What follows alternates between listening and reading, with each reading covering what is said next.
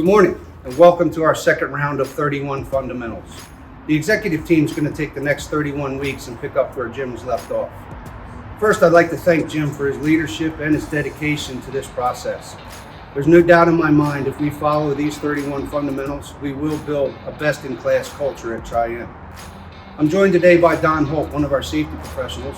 We're going to talk about our first fundamental, which is safety. I want to share a story from my time in the field, which was a near miss, and then Don and I will talk about how that impacted me moving forward. Several years ago, I was working in the field and had a simple job at a customer site to splice some medium voltage cables.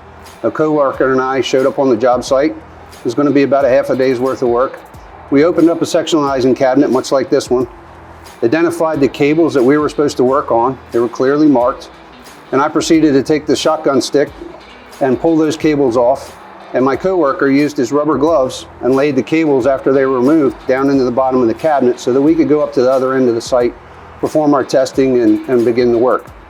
We completed that task, buttoned everything up, and as we're walking up the hill, a lady came out of her house and said, "How long is my power going to be off?"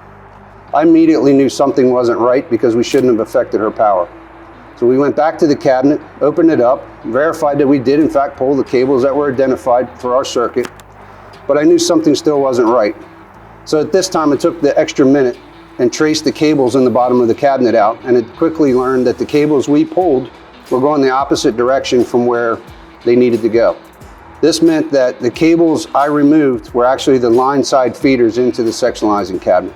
And my coworker had energized cables in his hands after he took them off of the shotgun stick and laid them into the bottom of the cabinet.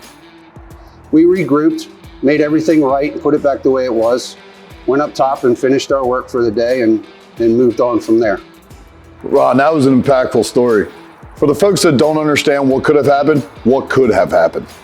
Removing energized cables like this is a standard practice. We used the shotgun stick, we had rubber gloves on, but we were not protected from an arc fault. I definitely was in a situation where we wore the proper equipment, but my coworker was put in a position that he didn't know he had energized cables in his hands.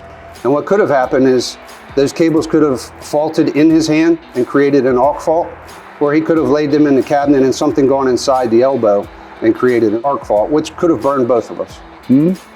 Ron, this happened many years ago. How has this affected you personally? I have never forgotten this day in my entire career. Not only is that coworker a coworker for a long period of time, he's been a close personal friend of mine for over 25 years. I was at his wedding and I know his kids. It's very impactful, and especially when I think back that it's 1 minute. If I'd have taken 1 minute to guarantee that I was right, I trusted what was written by someone else in this switch to tell me what I was working on, and I was wrong. I put him in harm's way. And the thing I want everybody to take away from this today is personal responsibility. I was the supervisor. It was my responsibility first to make sure that not only I was protected, but my coworker was protected. I did not take the extra minute that it would have taken for me to trace those cables out like I did after we found out something was wrong. Make sure that you never put yourself in a position to say, "I wish I would have," or "Man, we got lucky," because that's what we did that day. We got lucky. Indeed. Tri-M gives us everything we need to be safe. We had all the equipment. There was no pressure on us. I just didn't take the extra step to make sure that we were both safe. All right, thank you.